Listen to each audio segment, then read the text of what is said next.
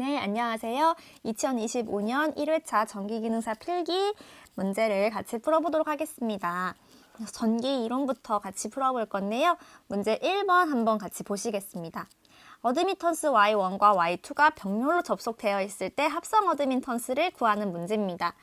자, 어드미턴스가 병렬로 접속되어 있을 때는 마치 저항 또는 임피던스가 직렬로 접속되어 있는 것과 같이 단순히 더해지는 꼴로 계산이 됩니다. 따라서 Y1 플러스 Y2로 간단하게 문제 풀고 넘어갈 수 있는 문제네요. 자, 요렇게 어드미턴스가 직렬 접속, 병렬 접속되어 있을 때 합성 구하는 것 또는 임피던스가 직렬 또는 병렬로 구성되어 있을 때 합성 임피던스 구하는 것 이런 문제들은 단순히 공식을 물어보는 유형 말고도 회로도를 주고 회로도 안에서 합성 저항, 합성 임피던스, 합성 어드미턴스 구하는 문제들이 자주 나오고 있기 때문에 시험을 보러 가시면 한 문제는 기본으로 나온다고 생각하시고 꼭 문제와 유형, 개념 또는 응용할 때 어떻게 했었는지 그걸 반드시 익숙하게 해놓고 가기를 추천드립니다. 문제 2번으로 넘어가겠습니다. 2번은 상전압이 300V인 삼상 반파 정류 회로의 직류 전압을 물어보는 문제인데요. 자, 여기서 삼상 또는 단상, 반파 또는 전파 이렇게 두 가지의 유형을 꼭 비교해서 기억해 주시길 바랍니다. 반파와 반대는 전파가 되겠죠. 자, 이렇게 경우의 수가 4개가 있으니까요. 그 4개에 맞춰서 문제가 충분히 다르게 나올 수 있습니다. 자주 나오는 유형은 아니지만 그래도 이왕 공부하는 거 4가지를 구분을 해놓고 기억을 하면 한 문제 더 맞을 수 있잖아요. 그래서 꼭 이걸 비교해 주시기 바라고요. 삼상이라고 하면 Y 결선 또는 델타 결선과 같이 상이 3개 있는 것을 말하고요. 또 반파라고 하면 전파랑 비교해서 봤을 때 예를 들어서 이렇게 사인 함수와 같이 교류 전기가 흐르고 있다고 해봅시다. 그래서 여기가 양의 전기, 얘는 음의 전기가 흐르고 있을 때 전파 회로 또는 전파 정류 회로에서 변화하는 꼴을 보면 이렇게 마치 접어 올린 것처럼 X축을 기준으로 음의 전기가 되는 부분들을 다 접어 올린 것처럼 양수가 되는 것이 바로 전파 정류 회로의 모습이겠고요. 또 이번에는 같은 모양의 사인파 모양의 교류 전기가 있을 때 얘를 일부분만 올린 것처럼, 즉 양의 전기만 살리고 음의 전기 부분은 날리고 있는 모습처럼 이렇게 형성되어 있다면 이것은 반파 정류 회로가 됩니다. 그래서 전파 정류 회로는 모든 부분을 다 접어 올려서 양수가 되게 만든 것, 또는 반파는 그의 반만 남긴 것이라고 생각하면 조금 기억이 잘 되실 것 같은데요.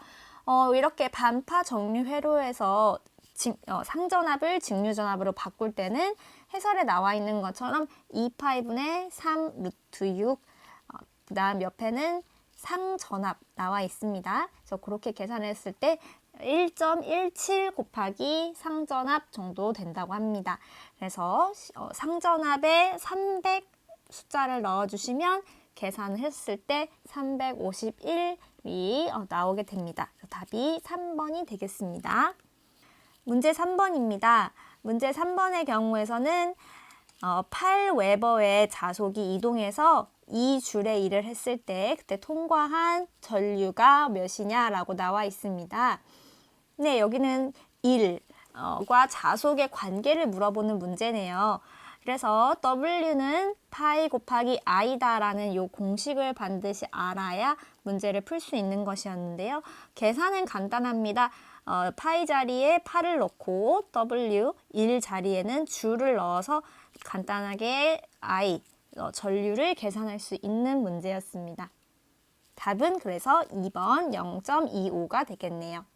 만약에 여기서 권선수까지 물어보게 된다라고 하면 권선수의 개념도 같이 들어간다고 하면 전류 I는 N 파이분의 W다라고 계산을 해주시면 되겠습니다. 그래서 파이 앞에 n이 들어가서 건선수까지 포함한 개념으로 문제를 풀어야 건선수를 반영했을 때 전류값이 정확하게 나오게 되겠습니다. 문제 4번입니다. 진공 중에 두 자극 M1과 M2를 R만큼 거리에 놓았을 때 작용하는 힘에 관련된 문제입니다. 이것은 전기에서도 쿨롱의 법칙이 있듯이 자극 사이에서도 비슷한 역제곱 형식의 쿨롱의 법칙이 있는데 그 부분을 물어본 문제고요. 두 자극 사이에서 작용하는 힘을 쿨롱의 법칙으로 계산하게 되면 4파이 뮤분의 1 곱하기 R 제곱 분의 M1 곱하기 M2가 되겠습니다. 그래서 여기 앞에 있는 4파이 뮤분의 1은 마치 6.33 곱하기 10의 4제곱과 근사한 값이 되겠고요. 이 부분을 K로 치환하면 문제에서 2번과 같은 정답 구하실 수 있습니다. 자, 요 꼴은 전기에서 쿨롱의 법칙에서도 자주 나오는 유형이기 때문에 똑같은 형식의 공식이기 때문에 반드시 기억을 해주시고요. 또 문제에서 공식을 직접적으로 물어보는 것이 아니라 여기 나와 있는 해설에서 이렇게 안에 있는 내용을 빈칸으로 뚫어놓고 또는 뭐 반비례냐 비례냐 뭐 비례냐 반비례냐 뭐 아니면 두 자극의 곱이냐 아니면 두 자극이냐 뭐 이런 식으로 다양하게 문제를 빈칸을 뚫어놓는 형태로 낼 수 있습니다. 그래서 개념과 공식을 같이 외워주셔야 어떤 문제가 나오든 쉽게 풀 수 있을 것 같습니다. 문제 5번입니다. 전위의 단위로 맞지 않은 것은 이라고 되어 있습니다. 먼저 전위로라고 하면 쉽게 전압을 떠올려서 생각하시면 되겠는데요. 저희가 아는 전압의 단위는 먼저 3번과 같은 볼트에 해당될 것입니다. 다른 단위도 그럼 같이 한번 살펴보시죠. 자, 먼저 전위 V는 Q, 전하량 Q분의 1W라고 할 수 있습니다. 따라서 이 공식에서부터 같이 시작하면 먼저 Q는 쿨롱에 해당되겠고요. 그다음 W는 줄에 해당되겠습니다. 따라서 단위가 쿨롱분의 줄 또는 줄 퍼 쿨롱으로 볼 수 있겠지요. 자, 여기서 이 줄은 또 N 곱하기 M이기 때문에 뉴턴 곱하기 미터이기 때문에 이 줄 부분을 이렇게 치환하게 된다라고 하면 여기도 공식에서 뉴턴 곱하기 미터 퍼 쿨롱으로도 볼 수 있겠습니다. 따라서 1번도 전위의 단위에 해당되고 2번도 전위에 해당되지만 볼트 퍼 미터는 전장 또는 전기장에 해당되는 단위이기 때문에 정답은 4번이 되겠습니다. 전기장의 세기라고 적어드릴게요. 문제 6번으로 넘어가겠습니다. 문제 6번은 10V per 미터의 전장에 힘의 세기가 0.1N이 작용했다면 전하량은 몇 쿨롱이냐라고 물어보고 있는 문제입니다. 그러면 전기장의 정의식을 알아야 하는 문제네요. 따라서 전기장 E는 Q분의 F다라는 그 공식을 활용해 주시면 되겠습니다. 이것을 전하량을 기준으로 정리를 하면 Q는 2분의 F다라고도 볼 수 있겠습니다. 따라서 여기에 이 값에는 전기장의 세기인 10을 넣어주고요. 힘의 세기는 0.1N이라고 했으니까 그 두 값을 요 분수 꼴에다 넣고 계산을 하게 되면 0.01이라는 답 4번이 도출되겠습니다. 전기장의 정의식을 알면 쉽게 풀 수 있는 문제 중에 하나였습니다. 문제 6번입니다. 합성 저항의 크기라는 문제가 를 구하는 문제가 나왔네요. 앞에서 말씀드렸다시피 단순히 공식을 아는 것을 넘어서 회로도가 나왔을 때 실제로 합성 저항값을 계산하는 게 중요합니다. 자, 지금과 같은 경우에서는 두 가지의 부분으로 나눠서 계산을 해야 되는데요. 먼저 첫 번째는 이렇게 5ohm과 15ohm이 붙어 있는 꼴이고요. 두 번째 파트는 이렇게 보시면 5옴, 5옴, 3옴, 7옴이 연달아서 있는 모습입니다. 자, 먼저 첫 번째 부분에서는 이렇게 5옴과 15옴이 두 개가 연달아서 직렬로 접속되어 있기 때문에 얘를 단순히 더하게 되면 5 더하기 15니까 20옴이 되겠고요. 또 이 부분도 마찬가지입니다. 얘도 직렬로 연결된 것과 같기 때문에 5 더하기 5 더하기 3 더하기 7을 하게 되면 20이 나오게 되겠습니다. 그러면 이 두 파트를 다시 정리해 봤을 때 마치 이렇게 첫 번째에 20옴이 있고 또 두 번째에도 20옴이 있는 꼴이 되겠는데요. 이 두 부분은 현재 병렬로 연결되어 있기 때문에 이 20옴과 20옴을 병렬로 계산하게 되면 10옴이 나오게 되겠습니다. 따라서 정답은 2번 10옴으로 정리가 되겠네요. 문제 8번입니다.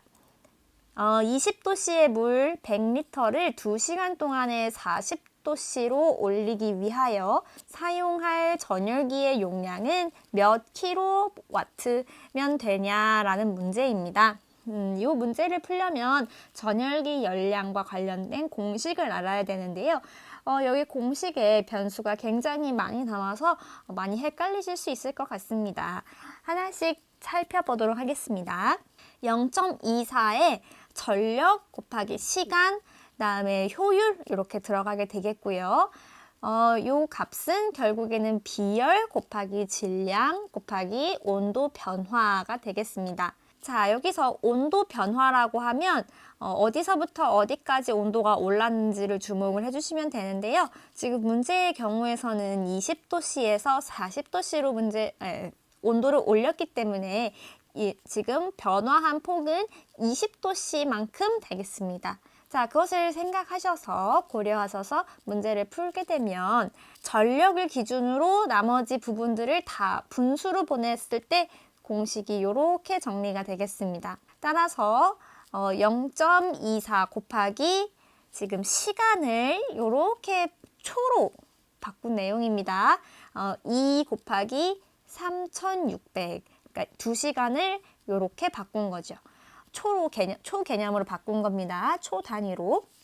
그래서 0.24 곱하기 2 곱하기 3600 곱하기 효율이 지금 60%라고 했으니까 이 퍼센트를 다시 소수점으로 바꾸게 되면 0.6이라고 할 수 있겠죠. 그래서 얘는 효율 0.6 분의 현재 비열은 물이기 때문에 물은 비열이 1이다 라고 우리가 기본적으로 상식 알고 있습니다.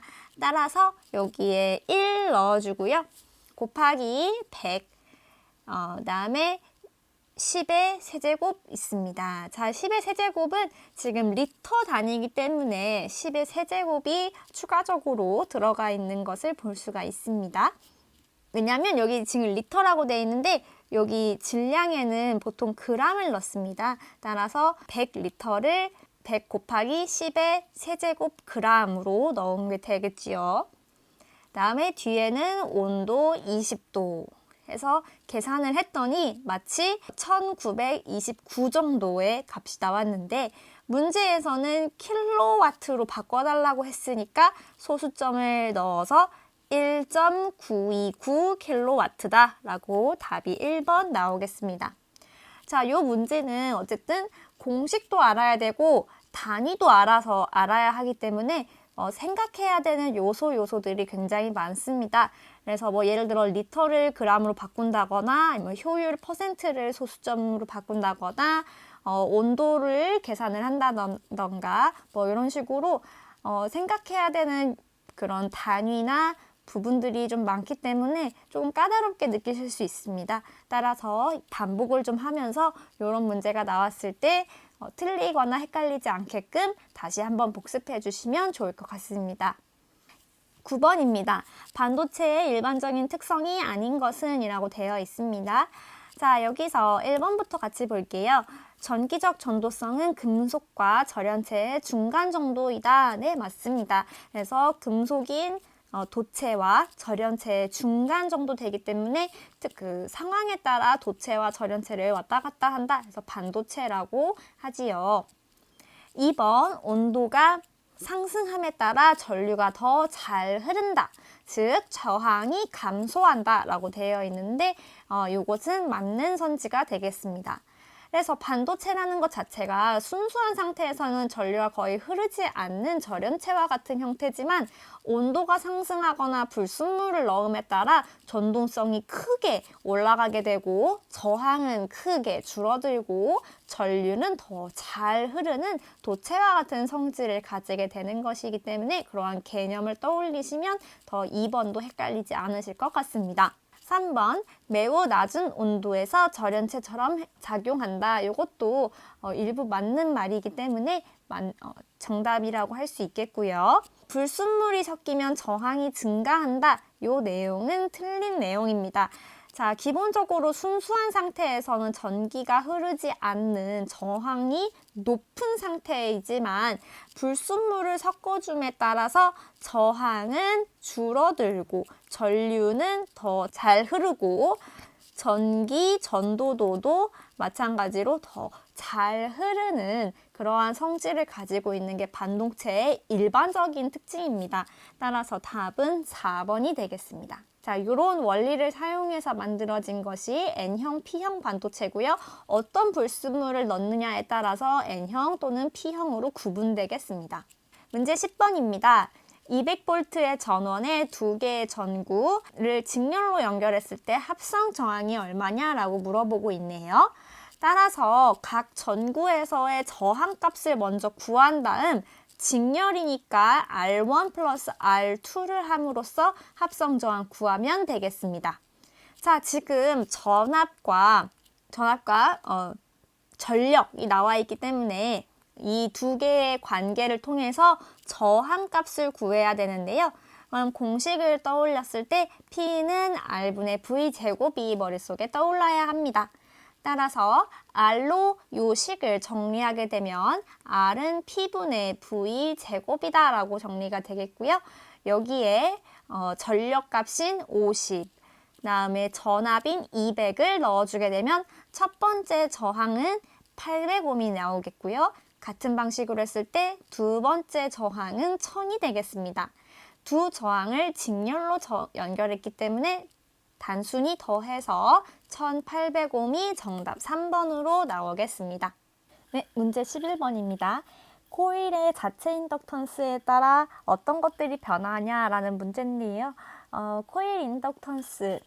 코일의 자체 인덕턴스 L이 어떤 공식을 가지고 있는지 잘 떠올리시면 문제 어렵지 않게 풀 수 있습니다. 즉, 자속이 얼마나 잘 발생하고 또는 자기 회로가 얼마나 잘 통하고 그 자속이 권선과 얼마나 강하게 결합되느냐를 떠올리시면 되는데요. 자, 공식을 보시면 L은 L분의 권선수 N제곱분의 뮤 A에 해당됩니다.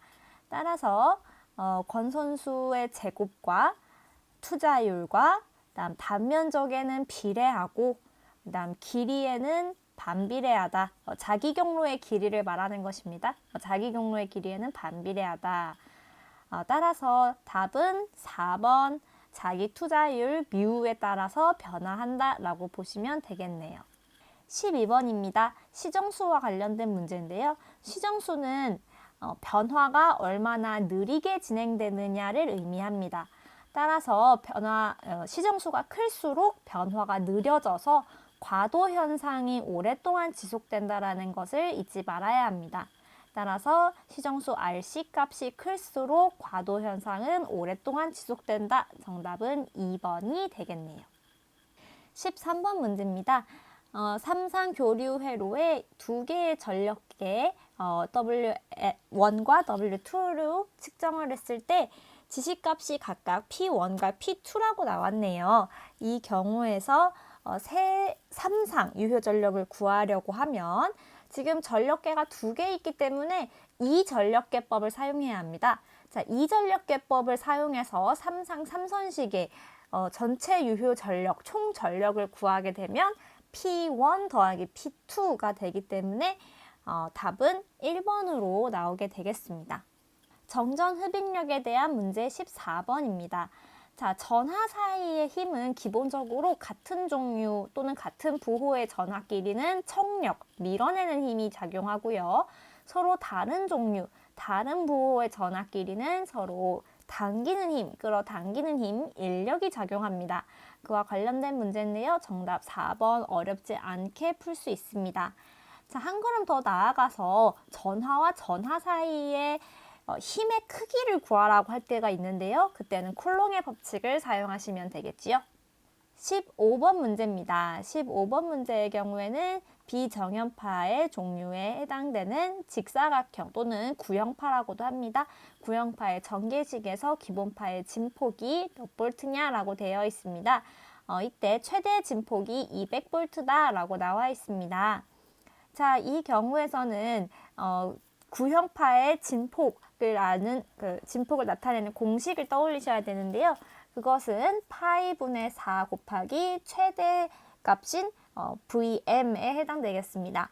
따라서 VM 값에 200을 넣고 파이분의 4를 곱하게 되면 대략적으로 254 정도가 나오니까 정답 3번에 해당되겠네요. 자주 나오는 문제는 아니지만 평소에 우리가 자주 접하는 사인파 말고도 뭐 구형파라든지 삼각파 이런 좀 비정연파에 해당되는 것들이 가끔씩 나옵니다. 또 비정연파에 무엇이 해당되는지 그 종류도 따로 기억을 꼭 해주시길 바랍니다. 추가적으로 이 정연파와 비정연파가 복합적으로 혼합되어 있는 경우 뿌리의 전개를 활용해서 그 시료값을 구하는 문제도 가끔씩 나오니까 다 세트로 같이 공부를 해주시면 좋겠습니다. 16번입니다. 두 개의 평행한 도체가 진공 중에 또는 공기 중에 d cm만큼 떨어져 있고 I 암페어의 같은 방향의 전류가 흐르고 있을 때 1m당 발생하는 힘의 크기는 몇 뉴턴인가 라고 되어 있습니다. 자, 긴 평행 도선 사이의 힘, 이거 가끔씩 문제 나옵니다. 그래서 꼭 기억을 해주셔야 되는데요. 이때 단위당 길이의 힘은 L분의 L분의 F라고 할 수 있고요. 이것은 2파이 D분의 뮤 제로 곱하기 I1 곱하기 I2 만큼에 해당되겠습니다. 평행한 두 도선 사이에 발생하는 힘, 요거 공식이 자주 가끔씩 나오니까 꼭 기억을 해주시길 바라고요. 특히 지금과 같은 경우에는 같은 크기만큼의 전류가 흐르고 있기 때문에 I1, I2 따로 구분하지 않고 바로 I 제곱이라고도 표현할 수 있습니다. 따라서 답은 2번이라고 깔끔하게 풀리겠네요. 추가적으로 이 두 개의 전류가 같은 방향일 때 또는 다른 방향일 때 서로 인력이 작용하는지 청력이 작용하는지 그것도 구분하는 문제가 가끔씩 나옵니다. 지금과 같은 경우처럼 같은 방향의 전류가 흐르게 되면 서로 잡아당기는 인력이 흐르게 되겠고요. 다른 방향의 전류가 흐르게 되면 서로 밀어내는 청력이 청력이 발생하게 되겠네요. 문제 17번입니다. 환상 솔레노이드와 관련된 문제입니다. 이번에 내부라는 말에 주목을 해주셔야 됩니다. 외부인지 내부인지 한번 봐주셔야 되는데요. 지금 같은 문제는 내부에 관련된 문제네요. 자, 솔레노이드 내부 자개에서는 H가 2파이 R분의 NI라고 정리가 됩니다. 여기서 R 값은 반지름에 해당되는 개념입니다. 따라서 반지름과는 반비례하고 권선수와는 비례하고 전류와도 비례하다. 따라서 정답은 요거 1번은 맞는 선지, 2번도 맞는 선지, 그다음 3번은 틀리네요. 자로의 길이와는 다르지요. 자로의 길이가 아니라 환상 솔레노이드의 반지름과 반비례하다라고 되어 있어야겠죠. 따라서 이게 틀렸고요. 권선수 전류 평균 반지름과 관계가 있다. 자, 얘는 비례하고 얘도 비례하지만 평균 반지름과는 반비례하다. 그렇게 하면 답이 3번이라고 풀리게 되겠습니다. 18번 문제입니다. 평형 3상 델타 회로가 등가 Y결선으로 환산된다면 각 상의 임피던스는 얼마냐고 물어보는 문제인데요. 델타 결선과 Y결선 사이의 임피던스 관계에 대한 개념을 떠올리셔야 합니다. 자, 이 경우에서는 임피던스 Y는 3분의 1 임피던스 델타라고 정리가 되는데요.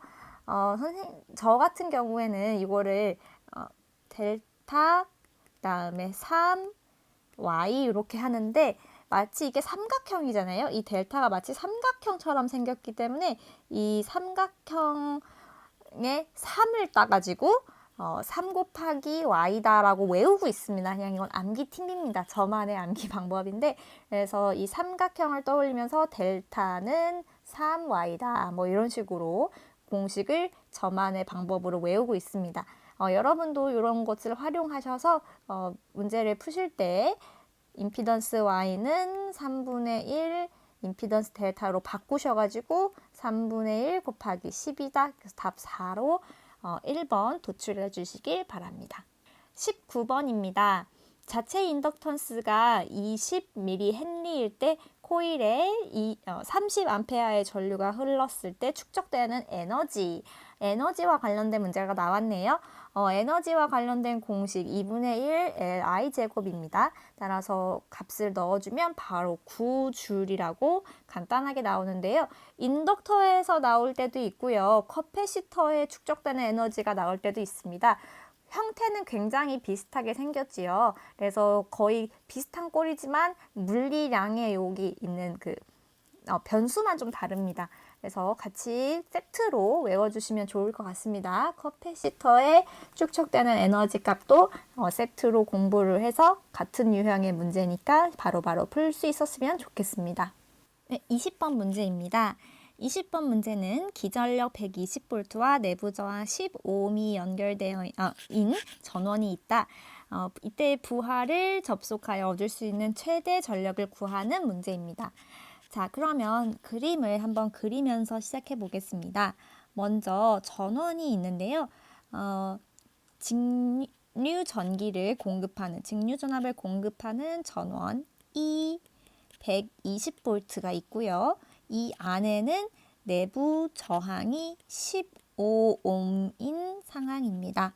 자, 이때 외부에는 몇 ohm인지 모르는 외부 저항이 있습니다. 그래서 그것을 RL이라고 적어 볼게요. 그래서 여기서부터 여기까지가 전원에 해당되는 것이고요. 얘는 외부에 있는 부하가 되겠습니다.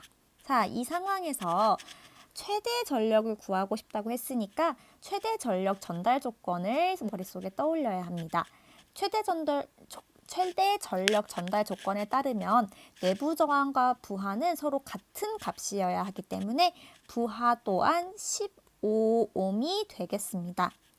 자, 이때 최대 전력이 그러니까 부하에 걸리는 최대 전력이 몇인지가 궁금한 상황이죠. 자, 그러면 같이 한번 볼게요. 먼저 전력을 구하는 공식은 R분의 V 제곱이라고 많은 분들이 기억하고 계실 것 같아요. 그 공식을 지금 상황에 맞춰서 적용을 해보자면 일단 P max 값은 R이 지금 부하에 해당되겠죠. 부하에 해당되는 R은 지금 스몰 r, 그러니까 소문자 r과도 같으니까 r이라고 적어 놓겠습니다. 그리고 전압을 넣어야 되는데요. 지금 전체 전압이 E 120V입니다. 근데 두 개의 저항으로 지금 있는 두 개의 저항으로 나뉘어 들어가고 있습니다. 같은 값만큼 나뉘어 들어가잖아요. 그러면 각 양쪽으로 똑같이 전압이 분배되기 때문에 전압 분배 법칙에 의해서 반반씩 들어가겠죠. 그러면 이 부하에 걸리는 전압도 반만큼인 2분의 2만큼이 들어가겠고요. 이거를 제곱해야 되는 상황입니다. 따라서 이것은 작은 r, 스몰 r분의 4분의 2의 제곱, 즉 4r분의 2의 제곱이 되는 것이지요. 요것을 계산해보면 4 곱하기 15분의 120의 제곱, 따라서 240W가 정답으로 나오면서 3번이 답이 되겠습니다. 요 문제 한번 다시 풀어보면서 최대 전력 전달 조건에 해당되는 내용 다시 상기시키면 좋을 것 같습니다. 감사합니다. 계좌 철심에 잔류자기가 없어도 발전이 가능한 직류기에 대해 물어보았는데요.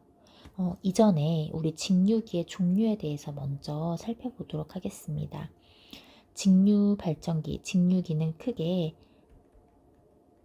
타여자 발전기, 그리고 자여자 발전기 이렇게 구분할 수가 있었는데요. 그중 이제 타여자 같은 경우에는 외부의 직류 전원을 이용해서 전기를 이제 공급해서 사용하는 방식이고요.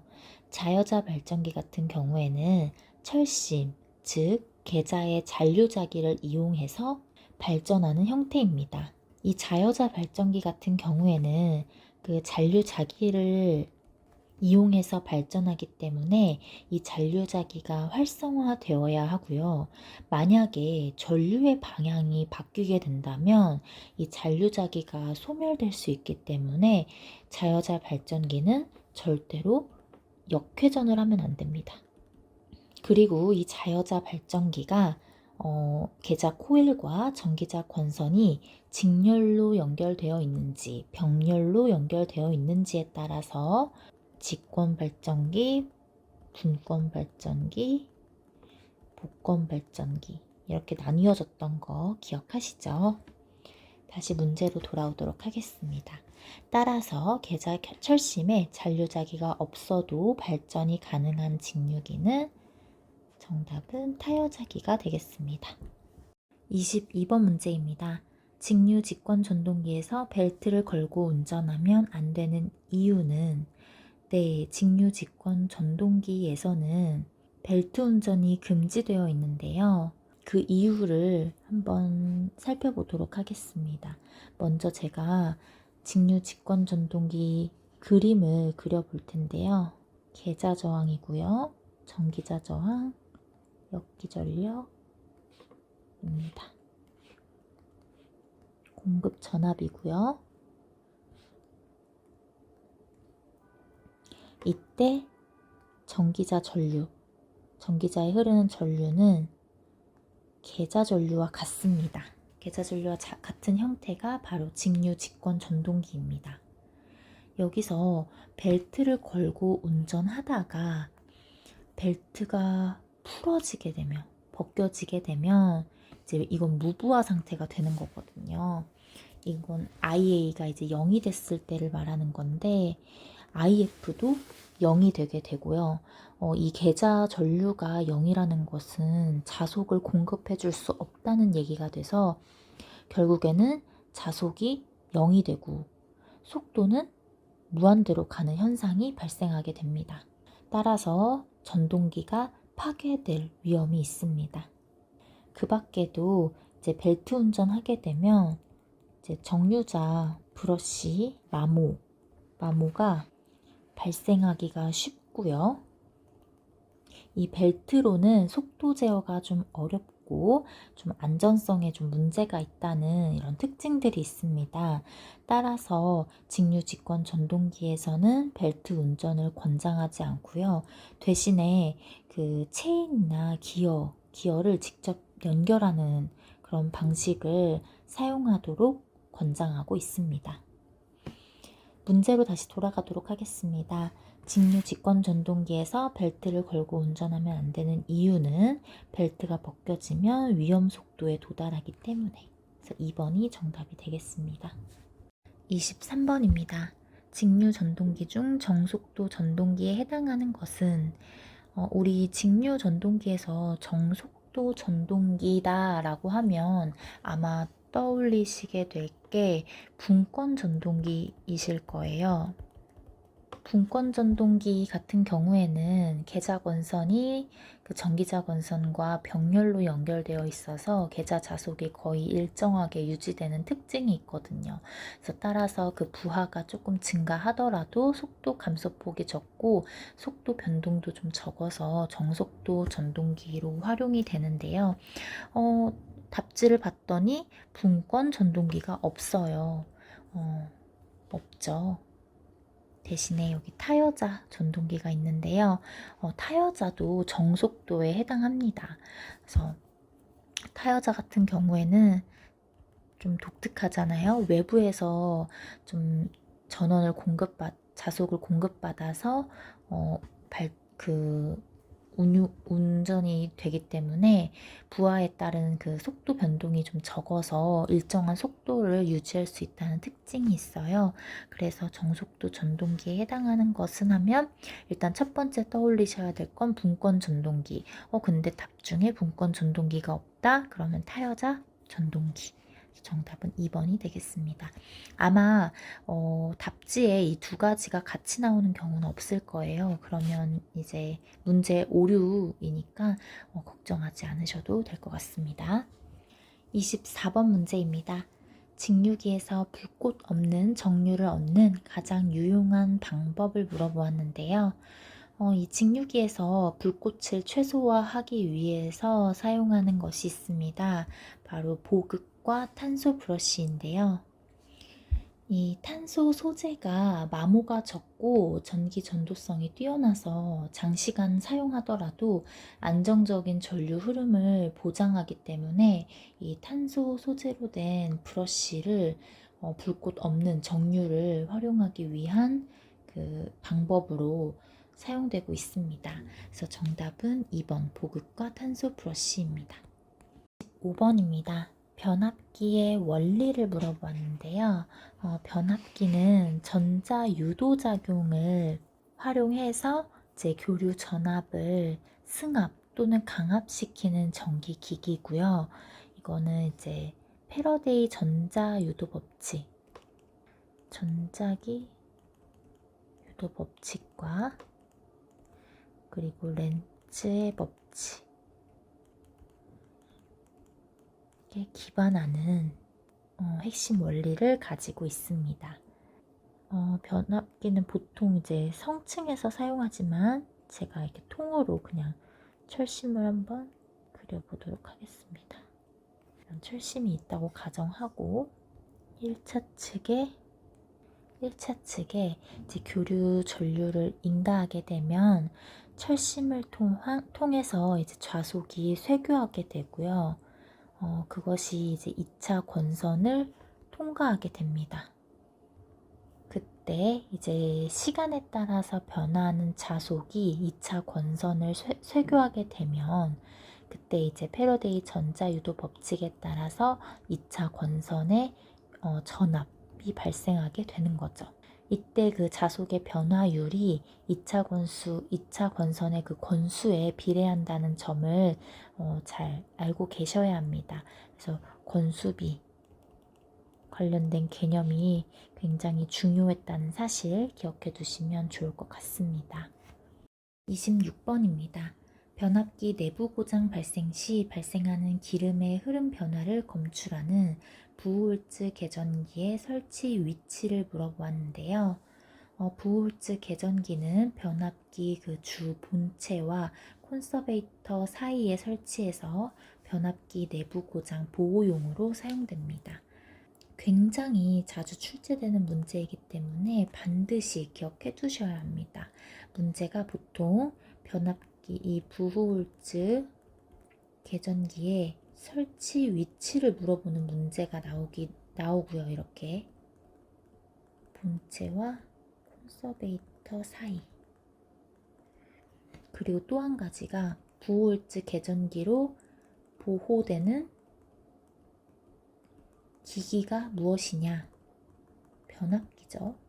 이런 문제도 많이 출제가 돼요. 그래서 이 두 가지 종류의 문제를 꼭 알아두시면 이런 문제 아마 틀릴 일이 없으실 겁니다. 17번 문제입니다. 변압기의 무부하손에서 가장 큰 손실은 변압기에서 그 무부하손이라고 하는 것은 변압기 그 2차 측에 부하가 걸리지 않은 상태에서 발생하는 손실을 말하는데요. 그때 가장 큰 비중을 차지하는 것이 바로 철손입니다. 이 철손 중에서도 안에 히스테리시스손과 그다음에 와류손이 있죠. 이렇게 두 가지가 있죠.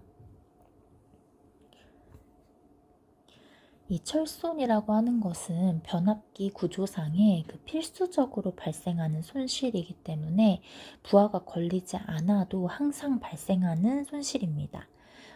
대신에 이제 부하가 걸리게 되면 동손이 발생하게 되는데요.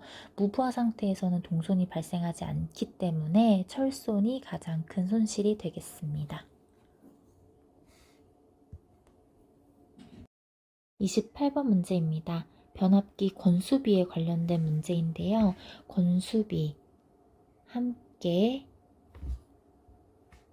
떠올려 보도록 하겠습니다. 건수비 관련 표가 있었죠.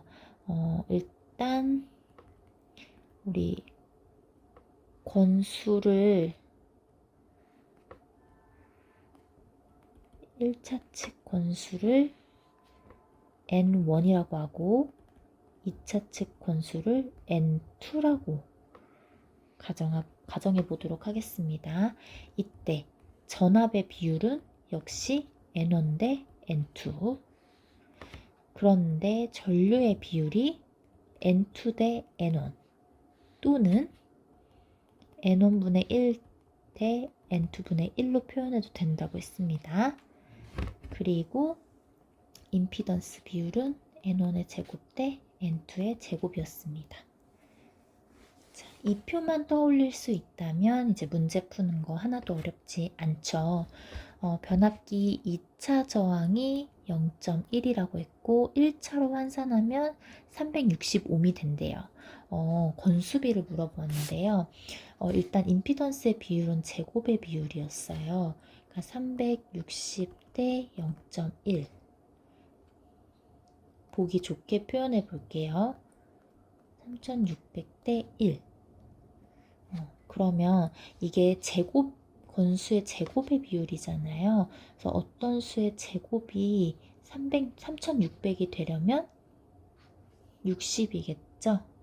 그래서 N1의 제곱 대 N2의 제곱의 비율이고 이걸 다시 N1 대 N2로 표현하면 60 대 1이 될 거예요. 네, 건수비는 우리 N2 대 N1이니까 정답은 60이 되겠네요. 29번 문제입니다. 변압기 철심의 철 함유율을 물어보았는데요. 간혹 이런 문제가 많이 은근히 출제가 됩니다. 그래서 철 함유율 한번 알아두시는 것도 좋을 것 같습니다. 정답부터 말씀드리면 4번인데요. 보통 이제 규소가 함유된 이제 강판을 사용하는데 이때 철의 함유율은 보통 96에서 97% 정도 됩니다. 이 사이에 있는 정답지를 골라주시면 되겠습니다. 30번 문제입니다. 동기와트, 출력, 슬립, 동기속도, 회전속도, 2차 동손이 이렇게 주어졌을 때 2차 효율을 표기한 것은 먼저 우리 유도 전동기에서는 그 운전하게 되면 슬립이 발생하고 그 슬립 때문에 일정한 비율이 형성된다고 제가 이론 시간에 얘기한 적이 있습니다. 2차 입력 또는 뭐 동기와트 P2라고 표현해도 되고요. 그리고 2차 동손 PC2 그다음에 2차 출력 P5 이 사이에 1대 S 대 1-S의 비율이 형성된다고 했는데 이 비율을 가지고 풀 풀어야 하는 문제들이 굉장히 많이 출제되고 있기 때문에 이 비율은 꼭 기억해 두셔야겠습니다. 그런데 이 비율을 자세히 살펴보면 이 비율이 동기속도, 상대속도, 회전속도의 비율과도 같다는 거죠. 그래서 동기속도는 ns, 회전속도는 n이니까 이런 비율도 나타나게 된다는 거 한번 같이 기억해 두시면 좋을 것 같습니다. 근데 기본적으로 우리가 효율이라고 하는 것은 입력분의 출력이잖아요. 그래서 입력이라고 하는 것은 P2, 그다음에 출력 P0 이렇게 표현할 수도 있겠고, 또 같은 비율이니까 1분의 1-s, 그래서 1-s라고도 표현할 수 있겠고요. 그리고 같은 비율인 ns분의 n이라고 표현할 수도 있겠죠. 그래서 보면 p2분의 p0, 1-s, ns분의 n, 이건 모두 2차 효율을 표기한 것이고요.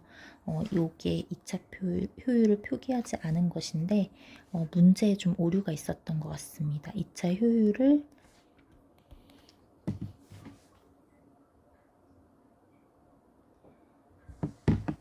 표기한 것으로 틀린 것은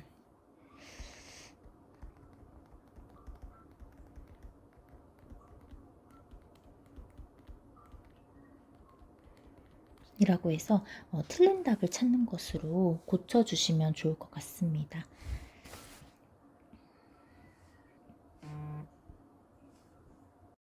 11번 문제입니다. 두 대의 동기 발전기 A, B가 병렬 운전하고 있을 때 A의 여자 전류를 증가시키게 된다면 결론적으로 말씀드리면 A 발전기의 역률은 낮아지지만 병렬 운전 중인 B 발전기의 역률은 높아지게 됩니다. 그 이유는 일단 A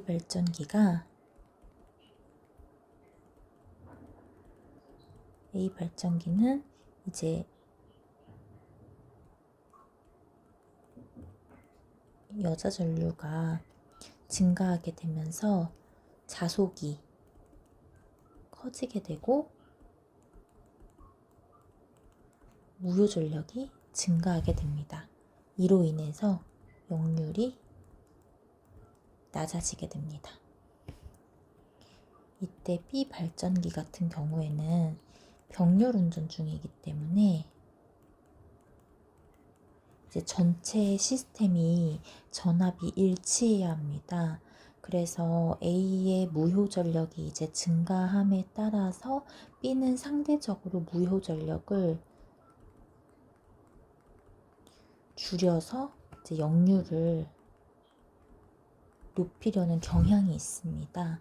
그래서 A 발전기의 역률은 낮아지고 B의 역률은 높아진다. 1번이 정답이 되겠습니다. 2번 문제입니다. 삼상 유도 전동기에서 2차 측 저항을 2배로 하면 최대 토크는 어떻게 되느냐라고 물어보았는데 이 문제 굉장히 자주 출제됩니다.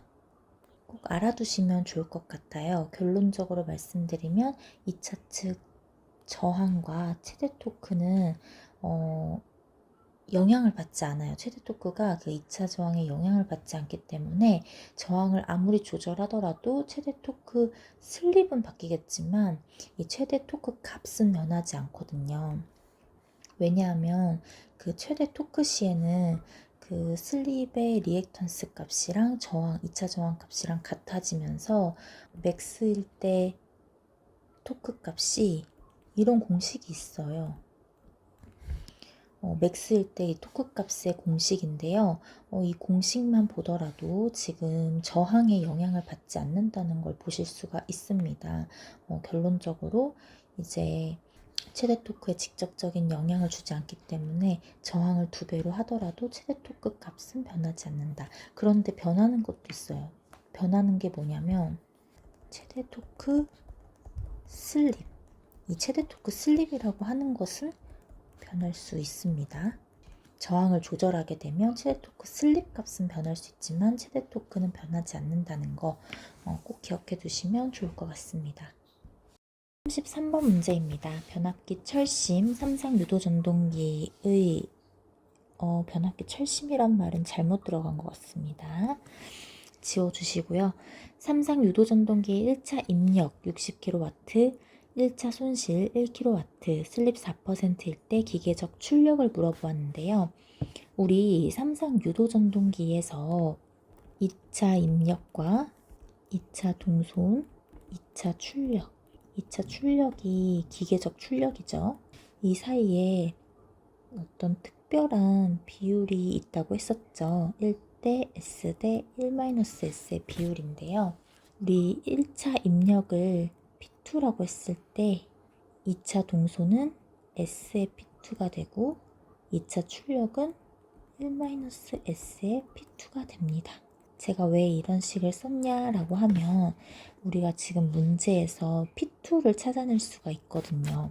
P2가 2차 입력인데 2차 입력은 어떻게 구하냐?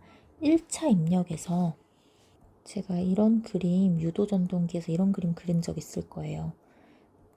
1차 입력, 이게 1차 손실이 2차 입력이자 1차 출력이거든요.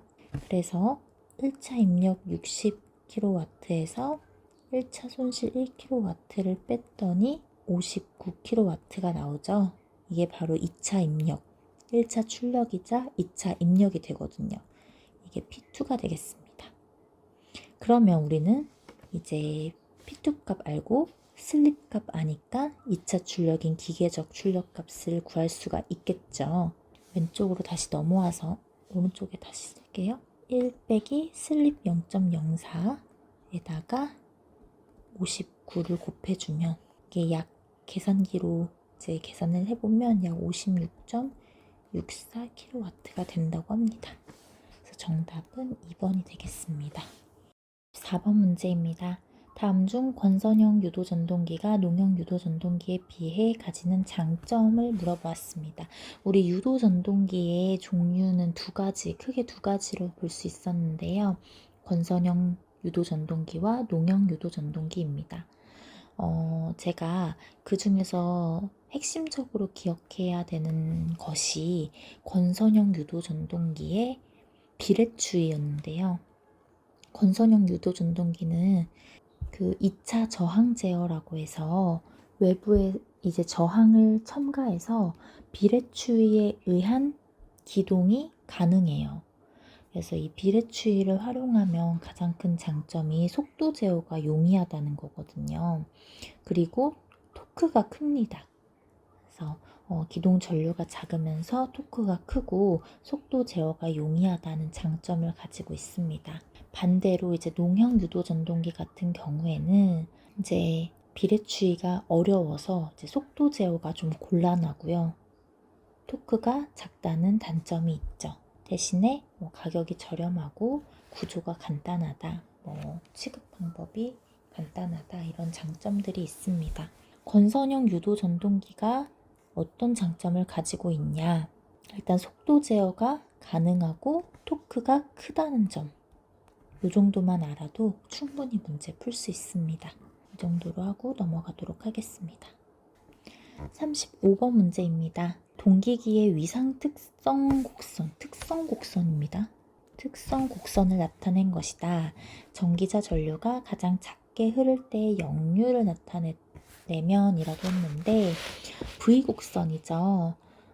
계자 전류를 좀 일정하게 해놓고 전동기의 특성 변화를 살펴본 건데요. 항상 기억해 두셔야 할 점이 이 V곡선에서 최저점이 바로 역률이 1인 지점입니다.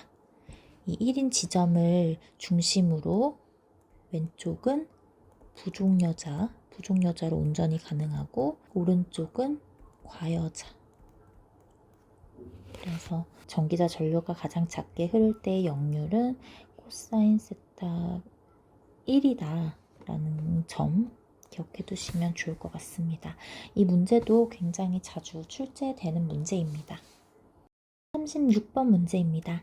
200V 50Hz 8극 15kW의 3상 유도 전동기에서 전부와 회전수가 720rpm이면 이 전동기의 2차 효율은? 이라고 물어보았는데요. 2차 효율 구하는 공식 우리 알고 계시죠? 1-s라는 거. 그러면 우리가 지금 구해야 하는 것은 S값, 슬립 값인데요. 슬립 구하는 거 어렵지 않죠? ns분의 ns 빼기 n이 슬립이었고요. 여기서 동기속도 ns 값이 지금 주어지지 않았으니까 동기속도 ns 값을 구해야겠네요. 동기속도는 p분의 120f 8극이고요. 50Hz입니다. 그래서 750 rpm이고요. 다시 슬립 값을 구하게 되면 750분의 750 빼기 720 이니까 슬립은 0.04가 되겠습니다. 그러면 2차 효율은 1-0.04니까 0.96 96%가 되겠네요. 정답은 2번입니다. 37번 문제입니다.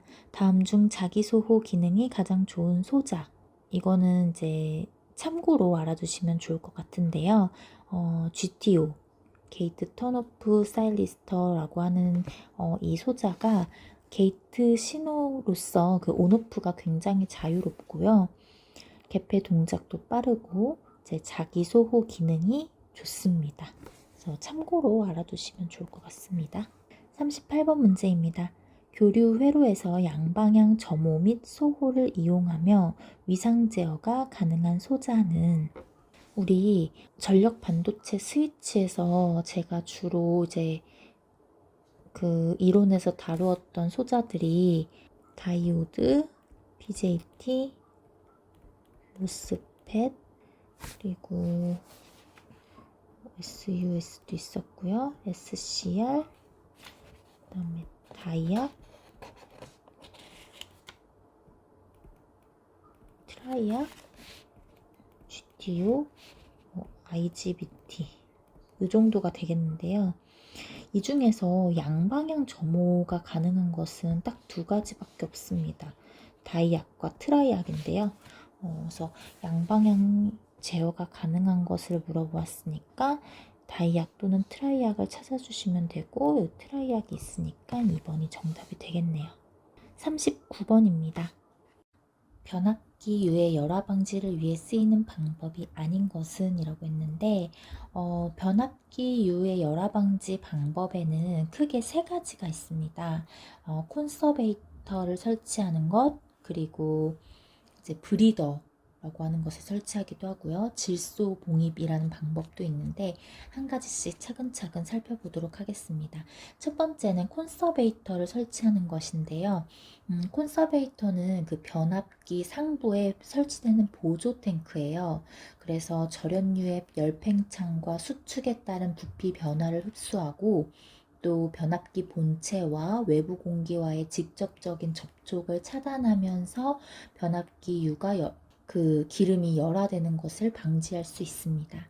두 번째는 질소 봉입 방식인데요. 질소 봉입 방식은 변압기 외함을 아예 밀봉하고 유면 상부에 질소가스를 주입하는 방식입니다. 이를 통해서 외부와의 그 공기 접촉을 완전히 차단해서 절연유의 산화와 수분 흡수를 방지합니다. 이는 근데 주로 10 메가볼트 암페어 이하의 그 중소형 변압기에 적용된다는 특징이 있습니다. 참고로 알아두시면 좋을 것 같아요. 이제 세 번째 방식은 브리더를 설치하는 방식인데요. 이제 브리더라고 하는 것은 그 호흡기인데 변압기 그 내부로 유입되는 공기 중의 수분을 제거하는 장치입니다. 여기에 들어가는 그 흡습제는 보통 실리카겔을 사용합니다.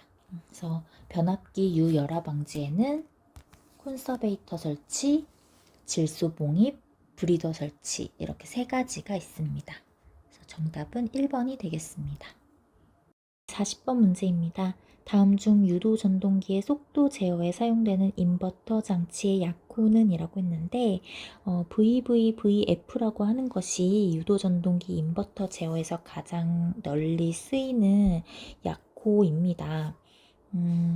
베리어블 볼티지, 베리어블 프리퀀시라고 해서 전압과 주파수를 모두 가변할 수 있는 인버터 방식인데요.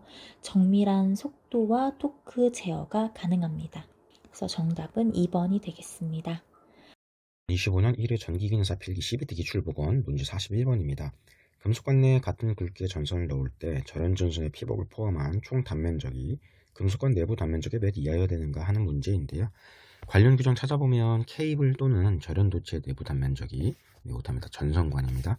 전선관 단면적의 3분의 1을 초과할 수 없다라고 나와 있습니다. 그래서 이게 무슨 얘기냐면 이렇게 금속관 전선관 내부가 면적이 이렇게 표현이 되었을 때 안에 케이블이 오든 아니면 절연전선들이 오든 이 전선관 단면적의 이 3분의 1 면적을 초과할 수 없다는 이야기입니다. 그래서 41번 문제의 답은 2번입니다. 12번입니다. 낭뢰, 수목, 접촉, 일시적인 섬락 등 순간적인 사고로 개통에서 분리된 구간을 신속히 개통에 재투입시킴으로써 개통의 안정도를 향상시키고 정전 시간을 단축시키기 위해 사용되는 개전기능이라고 물어봤는데요. 네, 먼저 이 개념을 이해하기 위해서는 개로와 패로에 대한 개념을 이해를 하셔야 됩니다. 이 개로라는 의미는 어떤 전원에서 부하로 전기가 흐를 때 스위치적인 요소가 이렇게 열려 있다는 뜻입니다. 그래서 이때는 전류가 통하지가 않겠죠. 패로는 스위치적인 개념이 있을 때 이 스위치가 닫혀 있다는 개념입니다. 그래서 전류가 잘 통할 수가 있겠죠. 그래서 재패로라는 얘기는 바로 이런 패로를 다시 한다는 뜻입니다. 이 패로를 다시 하는 이유는 이렇게 낭뢰나 수목 접촉, 일시적인 섬락이 발견했을 때 이상전압이 발생하게 되면 부하의 파손을 방지하기 위해서 이렇게 개로를 하게 됩니다. 스위치가 열려서 전원의 투입을 이상전압의 투입을 방지하는 것이죠. 그 다음에 다시 정전 사태를 빠르게 복원하기 위해서 이런 패로를 수행하게 되는데 이 일을 재패로라고 합니다. 그래서 이때 사용하는 개전기를 재패로 개전기라고 합니다. 그래서 문제의 답은 4번입니다. 43번입니다. 배전선로 공사에서 활선을 움직이거나 작업권 밖으로 밀어낼 때 또는 다른 장소로 옮길 때 사용하는 공구는 무엇이냐라고 물어봤는데요. 하나씩 한번 살펴보도록 하겠습니다. 애자 커버는 활선 작업을 할 때 애자를 절연해서 작업자의 부주의로 접촉되더라도 안전사고를 방지하는 절연 장구입니다. 그래서 어떤 완금에 이렇게 애자가 설치가 되어 있을 때 이 애자의 윗부분을 이렇게 덮어주는 구조로 되어 있습니다. 네, 이게 애자 커버고요. 네, 두 번째로는 전선 피박기입니다. 전선 피박기는 얇은 전선을 깔 때는 와이어 스트리퍼라는 공구를 사용하게 되는데 이 전선 피박기는 두꺼운 전선을 피복을 벗길 때 사용하게 됩니다. 그래서 이 피복을 벗겨서 안에 있는 심선을 노출시키고자 할 때 이 전선을 벗기게 되는데 이 공구를 사용하게 되면 이 전선 피박기에서 두꺼운 절연 피복이 과일 껍질처럼 이렇게 탈락되게 됩니다. 그래서 그때 사용하는 것을 전선 피박기라고 하고요. 데드엔드 커버는 마찬가지로 애자 커버와 마찬가지로 이런 전선과 이 전선 사이에 애자가 이렇게 설치되었을 때 이 애자를 덮어주는 역할을 합니다. 그래서 마찬가지로 애자 커버와 마찬가지로 활선 작업용 커버고요. 이것 또한 안전사고를 방지하는 절연 장구에 해당합니다. 그래서 이 문제의 답은 와이어 통이라는 것인데요. 네, 문제 44번입니다. 논이나 기타 지반이 약한 곳에 전주 공사를 할 때 전주의 넘어짐을 방지하기 위해 시설하는 것은 무엇이냐라는 문제인데요. 네, 먼저 답을 말씀드리면 전주 버팀대입니다. 네, 원래는 예전에는 근가라는 말을 썼는데 요새는 전주 버팀대라고 용어를 수정하고 있습니다. 네, 전주를 지중해 안정적인 징집 상태를 유지할 수 있도록 하는 돌덩어리고요. 먼저 그림으로서 안내를 드리면 이렇게 전주를 세우게 되면 지중해 어느 정도 일정 부분을 땅에 파묻게 되는데 이때 이 땅에 파묻은 부분에다가 U자 밴드를 사용을 해서 이렇게 돌덩이를 고정하게 됩니다. 옆에서 보면 이제 위에서 보게 되면 이렇게 전주가 있고 여기에 U자 볼트를 써서 이렇게 돌덩이를 이렇게 매달게 되는 것이죠. 그래서 요거를 근가라고 합니다. 이것도 근가가 되고 있고요. 그래서 문제 답은 전주 버팀대의 근거가 되겠습니다. 네, 문제 45번. 저압 이웃 연결 인입선의 시설에 대한 설명으로 틀린 것은입니다. 네, 그래서 이 저압 이웃 연결선, 연결 인입선에 관련된 규정을 살펴보면 두 가지가 있는데요. 한국전기설비규정 221.1.1과 한국전기설비규정 221.1.2의 규정을 한번 살펴보겠습니다. 네, 먼저 첫 번째, 옥내를 관통하지 말 것인데요. 네, 221.1.2의 첫 번째 내용을 보면 옥내를 통과하지 아니할 것이라고 나와 있기 때문에 1번은 맞는 답입니다. 네, 폭 5m를 초과하는 도로를 횡단하지 말 것이라고 되어 있는데 이 또한 마찬가지로 규정에 명시되어 있으므로 2번도 맞는 답입니다. 네, 3번, 인입구에서 분기하여 100m를 초과하지 말 것이라고 되어 있는데 마찬가지로 인입선에서 분기하는 점으로부터 100m를 초과하는 지역에 미치지 아니할 것이라고 내용이 나와 있기 때문에 3번도 맞는 답이 됩니다.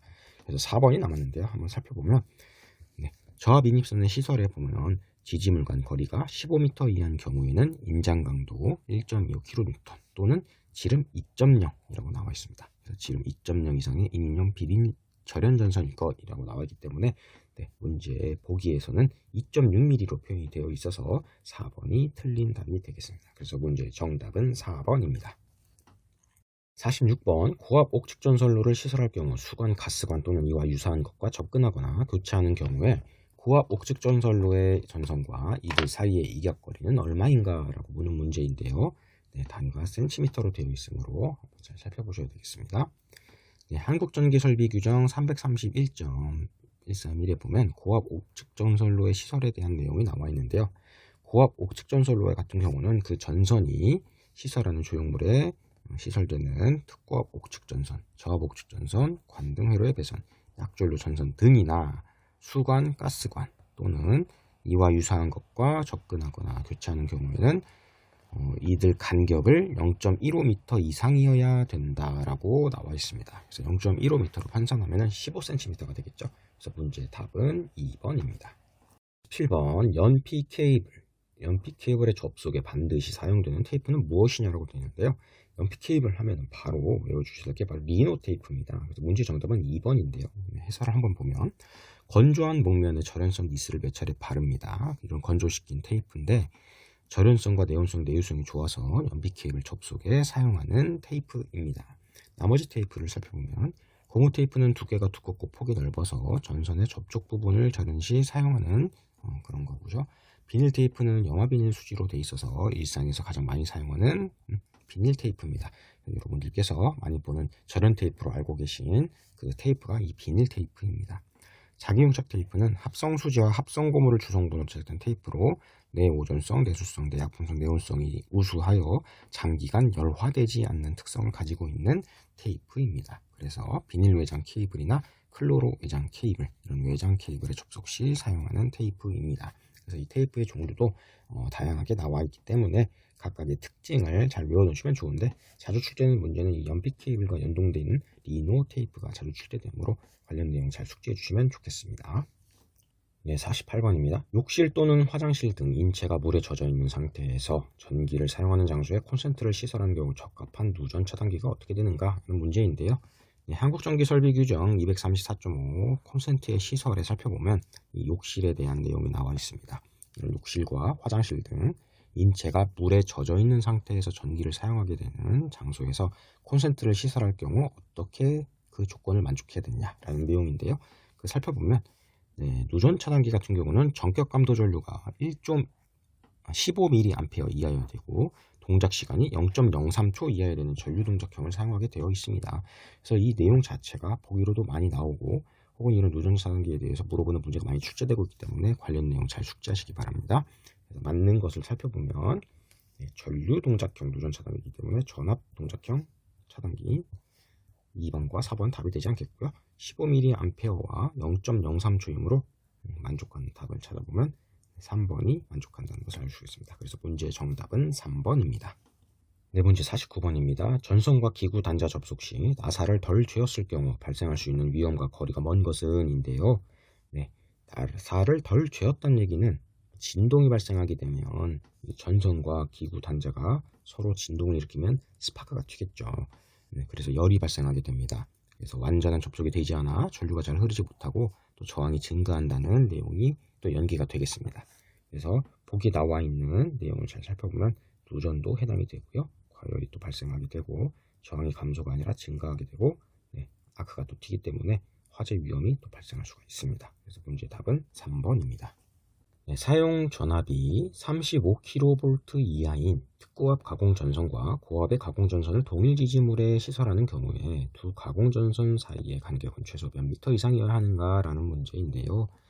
지금 사용 전압이 35kV 이하인다는 것을 잘 살펴보시고 한국전기설비규정 333.17 특고압 가공전선과 저고압 가공전선 등의 병행 설치 관련 규정을 살펴보겠습니다. 관련 규정 살펴보면 이렇게 표로 나와 있는데요.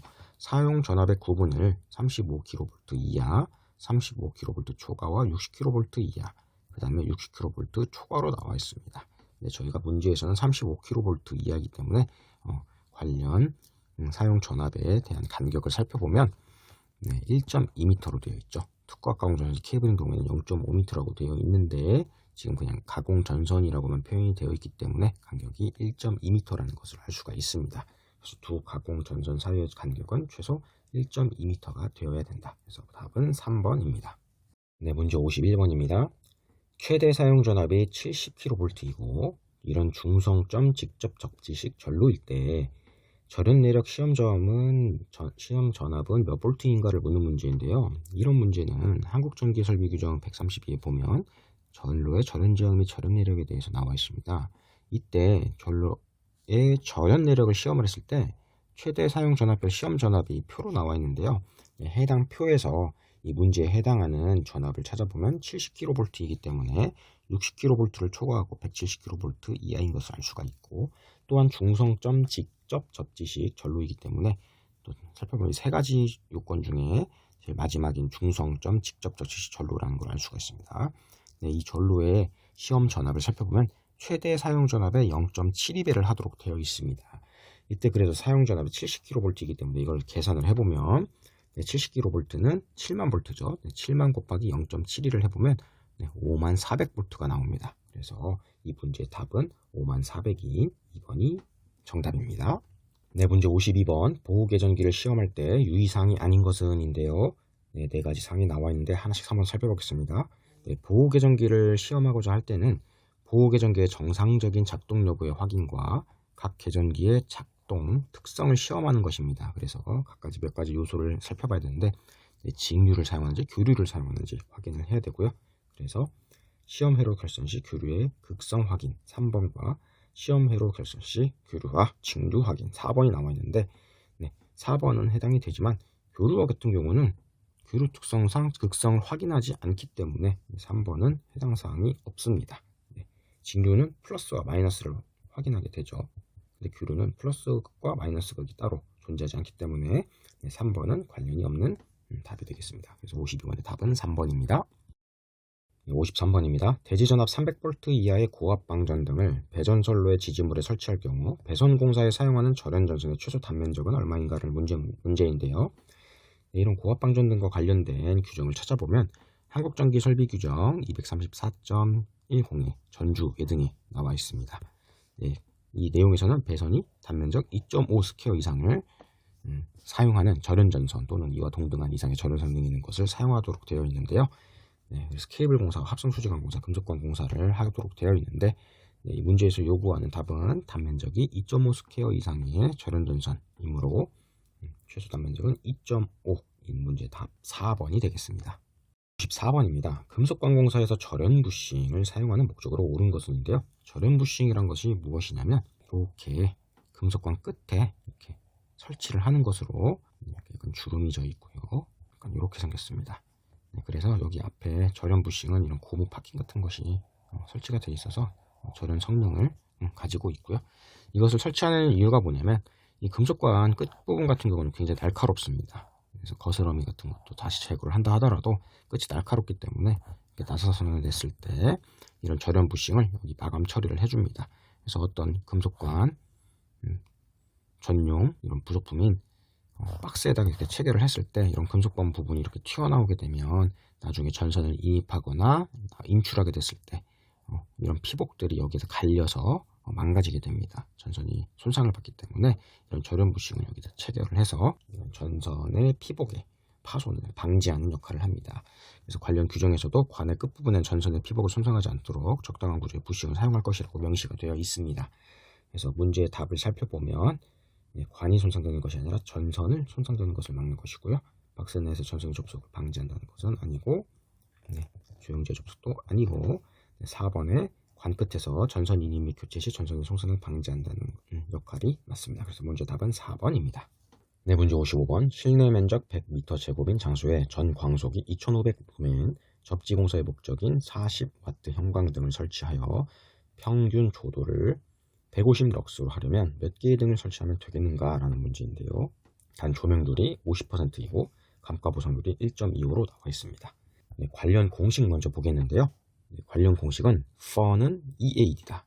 FUN은 EAD인데 FUN은 EAD라고 해서 이렇게 외워주시면 좋습니다. 그래서 이것을 우리가 구하고자 하는 그 등의 개수에 맞춰서 공식을 다시 써보면 F 곱하기 U 분의 EAD라고 되어 있는데 각각의 파라미터 살펴보시면 여기서 E는 조도입니다. 조도. 그래서 여기서 지금 주어진 문제에서 조도가 150럭스이기 때문에 150이라고 표현을 해놨고요. 그 다음 A는 분자의 A는 P조면의 면적입니다. 그래서 면적이 지금 100m 제곱이기 때문에 100m 제곱 여기 나와 있고요. 그다음 D는 감광 보상률입니다. D는 감광 보상률이기 때문에 여기 지금 단서 주머니에 감광 보상률이 1.25라고 나와 있기 때문에 1.25 적어주면 되겠습니다. 그리고 분모에 보면 F는 광속입니다. F는 광속으로 그래서 여기서 지금 2500루멘이라고 광속이 표현이 되어 있기 때문에 주어졌기 때문에 2500 적혀 있고요. 그 다음에 U는 조명률입니다. 그래서 조명률은 아까 50%였기 때문에 0.5, 100분의 50에서 0.5가 반영되어 있습니다. 그래서 이 공식을 계산해 보면 답은 이제 15가 나오는데요. 그래서 등기구의 수가 15개라는 것을 알 수가 있습니다. 그래서 문제 답은 1번입니다. 56번. 접지를 하는 목적이 아닌 것은 문제인데요. 접지공사의 목적을 살펴보면 인체 감전 방지가 있고요. 지락 전류의 검출이 있습니다. 보호 계전기가 확실하게 동작을 하기 위한 조건이고요. 대지전압 상승 방지로 기준전위 변동을 억제합니다. 이 기준전위가 확실해야 또 모든 전기 기기들이 정상 동작을 할 수가 있는 것이죠. 통신선 유도 장애를 저감합니다. 정전이라던가 전자유도 자본 같은 것들을 줄여주고요. 번개 및 이상 전압에 따른 설비 파손이라던가 화재, 폭발 사고를 방지하는 목적이 있습니다. 그래서 이 5가지 중에 해당하지 않는 것을 찾아보면 감전의 방지 맞고요. 이상 전압의 발생이 아니죠. 발생이 아니라 발생을 억제하고요. 전로의 대지 전압의 저하를 하고 보호 계전기 동작을 확보하는 데 있습니다. 그래서 문제의 답은 2번입니다. 57번. 다음 중 필요기를 반드시 시설해야 하는 장소가 아닌 곳은입니다. 필요기를 반드시 시설해야 하는 장소가 아닌 것과 관련 규정을 살펴보면 한국전기설비규정 241.13에 필요기의 시설이라는 내용이 나오는데요. 거기 안에 보면 고압 및 특고압의 전로 중 다음에 열거하는 곳 또는 이에 근접한 곳에는 필요기를 반드시 시설해야 된다고 내용이 나와 있습니다. 그래서 그 장소를 살펴보면 발전소, 변전소 또는 이에 준하는 장소에 가공전선 인입구 및 인출구가 되어 있고요. 그 다음 특고압 가공전선로에 접속하는 특고압 배전용 변압기의 고압 측과 특고압 측, 1차 측이 되겠죠. 거기에는 반드시 시설해야 된다고 되어 있습니다. 고압 및 특고압 가공전선로로부터 공급을 받는 수용장소의 인입구가 또 되겠고요. 가공전선로와 지중전선로가 서로 접속되는 곳도 포함이 됩니다. 그래서 이 4가지가 아닌 경우를 살펴보면 첫 번째, 가공전선로와 지중전선로가 접속되는 곳 맞고요. 저압 가공전선로로부터 공급을 받는 수용장소의 인입구라고 했는데 저압 가공전선로가 아닌 어디였죠? 고압 및 특고압 가공전선로였습니다. 그렇기 때문에 2번은 틀린 내용이 되겠고요. 3번, 고압 및 특고압 가공전선로로부터 공급을 받는 수용장소의 인입구 맞고요.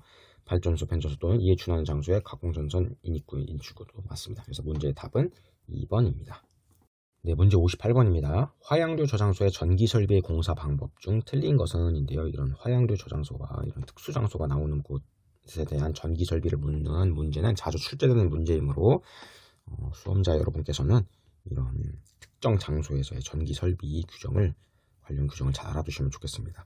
한국전기설비규정 242.5에 보면 화양류 저장소 등의 위험 장소에 대한 규정이 나와 있고요. 아래 살펴보면 화양류 저장소 안에는 어떠한 공사 방법이 가능하다는 게 먼저 나오는데 그 내용을 살펴보면 저하복랩에서는 금속관 공사 또는 케이블 공사에 의해서 공사하도록 되어 있습니다. 그래서 문제 보기에 3번에 보면 조명기구에 전기를 공급하기 위한 전로는 애자 공사 방법으로 시설할 수 있다고 내용이 나와 있는데 이것은 틀린 내용이 되겠습니다. 그래서 문제의 답은 3번인데 나머지 내용도 한번 살펴보겠습니다. 1번부터 다시 한번 살펴보면 대지전압은 300V 이하여야 된다고 나와 있는데요. 화양류 저장소 등의 위험장소 관련 규정 또 아래쪽 내용을 살펴보시면 조명기구에 전기를 공급하기 위한 전기 설비 이외의 설비에 전로의 대지전압은 300V 이하일 것이라고 명시가 되어 있습니다. 그래서 1번도 맞는 답안이 되고요. 2번 시설하는 전로의 전기기구는 전폐형일 것이어야 된다라고 되어 있는데 마찬가지로 전기기구는 전폐형일 것으로 내용이 명시되어 있기 때문에 2번도 맞는 답이 되겠습니다.